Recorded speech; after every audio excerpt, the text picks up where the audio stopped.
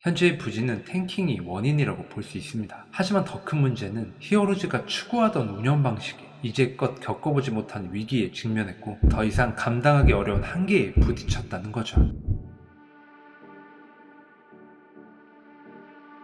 현재 KBO는 키움 히어로즈의 전례 없는 성적 부진을 둘러싸고 논란에 휩싸여 있습니다. 구단의 독특한 운영 방식과 선수단 구성, 그리고 이것이 리그 전체에 미치는 영향까지 팬들의 비판적 시선과 다양한 의견이 끊이지 않고 있죠. 가장 직접적인 원인은 두말할 것 없는 참담한 성적입니다. 2025년 5월 25일 기준 키움은 14승 41패, 승률 2할 오픈 5리라는 믿기 힘든 기록으로 리그 최하위에 머물고 있습니다. 1위 팀과는 21경기, 9위 팀과도 10경기나 차이나는 압도적인 꼴찌. 이대로라면 시즌 107패라는 KBO 역사에 남을 만한 불명예를 기록할 수 있죠. KBO 역사상 100패를 달성한 팀은 아직까지 없고 최다패 기록은 1999년 쌍방울과 2002년 롯데가 기록한 97패. 히어로즈 구단 역사상 최저 승률은 2011년에 3할 8푼 9리, 최다패는 2024년에 86패인데 올 시즌 이 기록을 넘어설 확률이 매우 높아 보입니다. 하지만 시간을 조금만 돌려보면 2013년부터 22년까지 10년 동안 단 한 번을 제외하고 무려 9번이나 포스트 시즌에 진출했고 2014년, 19년, 22년에는 한국 시리즈까지 경험했습니다.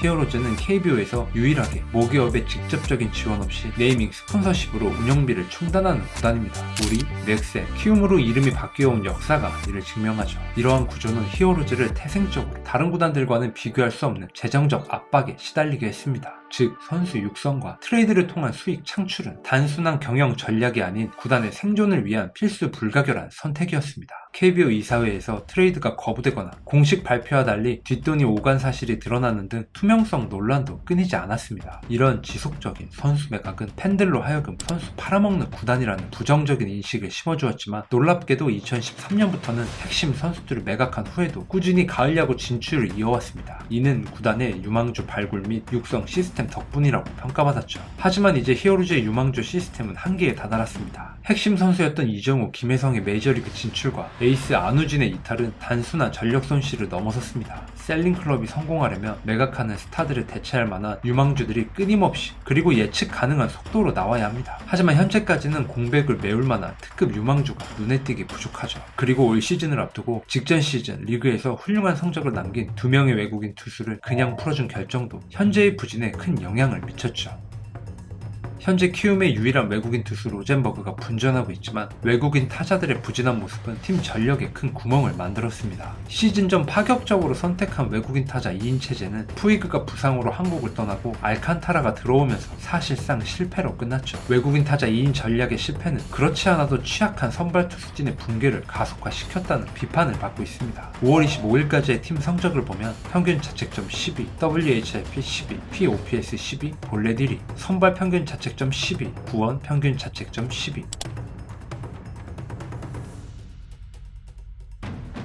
이쯤 되면 떠오르는 단어가 있죠. 바로 탱킹. KBO 리그의 현행 신인 드래프트 제도는 최하위 팀이 무조건 전체 1순위 지명권을 받기 때문에 하위권 팀에게는 이런 유혹이 존재하죠. 그러나 KBO 대부분의 구단은 모기업의 이미지를 중시합니다. 연봉 감축이나 선수 매각을 통한 탱킹은 아예 고려조차 하지 않았죠. 이런 이유로 KBO 리그에서 의도적인 탱킹 팀은 거의 전무했습니다. 바로 이 지점에서 히어로즈는 예외적인 위치에 서 있습니다. 모기업 이미지에 얽매이지 않고 재정적 생존을 위해 선수 매각을 지속할 수 있었죠. 하지만 그동안 히어로즈 모델의 성공을 가능하게 했던 선순환 구조 자체가 더 이상 작동하기 어려운 지경에 이르렀다는 점이 바로 핵심입니다. 팀의 간판이자 리그 최고 수준의 선수를 동시에 내보내고도 이를 메울 만한 특급 유망주가 보이지 않는다는 점에서 그동안 히어로즈의 성공 모델을 지탱해왔던 육성 시스템이 감당하기 어려운 수준의 공백에 직면했음을 보여줍니다. KBO는 2023년부터 셀러리캡 제도를 도입했는데 키움 히어로즈는 2024년 약 56억 원으로 10개 구단 중 최하위를 기록했습니다. 이는 셀러리캡 상한액에 비해 절반도 안 되는 굉장히 낮은 수준. 9위인 NC 다이노스가 94억 원인 걸 보면 히어로즈가 정말 적게 썼고 리그 자체가 셀러리캡 셀러리 캡을 만들 때 상한선만 신경 썼지 하한선은 아예 고려하지 않았다는 걸 알 수 있죠. 히어로즈의 계속되는 낮은 연봉 총액과 유출만 있고 유입은 없는 상황을 보면 탱킹의 길을 선택했다고 보여집니다. 리그 내 모든 구단이 가을 야구와 우승을 꿈꿀 필요는 없습니다. 다들 처한 상황이 다를 테니까요. 히어로즈는 암흑기에 들어섰기 때문에 전략적으로 탱킹을 선택했는데 리그 균형이 무너지는 느낌을 지울 수는 없습니다. 하지만 또 키움 입장도 이해가 가는 것이 전력도 약하고 성적도 안 좋은 상태에서 내부 FA 같은 경우에는 어차피 머니게임에서 밀릴 수밖에 없으니까 지명권이나 현금을 받고 트레이드. 사실 팀의 운영 기조는 2013년부터 22년까지와 크게 다르지 않습니다. 운영 방식은 그때나 지금이나 비슷하게 유지되고 있는데 현재는 예전처럼 잠재력 터지는 유망주가 전혀 나오지 않고 있다는 것. 이런 상황과는 별개로 히어로즈는 육성 및 기회 제공 측면에서 선수들로부터 긍정적인 평가를 받아왔습니다. 이정우는 구단이 야구만 할 수 있는 환경을 조성해주면 어린 선수들이 기죽지 않고 자기 능력을 보여줄 수 있는 분위기를 만들어준다고 말했죠. 최근에는 백업 포수 김재현이 BFA 단연 계약을 체결하며 구단이 백업 선수들에게도 장기적인 기회를 제공하려는 노력을 보여줬습니다. 현재 키움 히어로즈는 셀링 클럽 모델의 한계점에 다다랐습니다. 핵심 선수들의 동시 이탈과 외부 보강 실패, 유망주들의 더딘 성장으로 감당하기 어려운 전력 공백이 발생한 것이죠. 지금의 혹독한 시간은 젊은 선수들에게 값진 경험이 될 것이며 구단에게는 보다 투명하고 장기적인 비전을 세울 중요한 변곡점이 될 수 있습니다. 키움 히어로즈가 현재의 위기를 발판 삼아 다시 KBO 리그의 성공적인 육성 명가로 거듭나 팬들의 자부심을 되찾는 날을 기대해봅니다. 오늘도 제 영상을 끝까지 시청해주셔서 진심으로 감사합니다. 구독자분들 항상 건강하시고 저는 또 다음 영상에서 뵙겠습니다.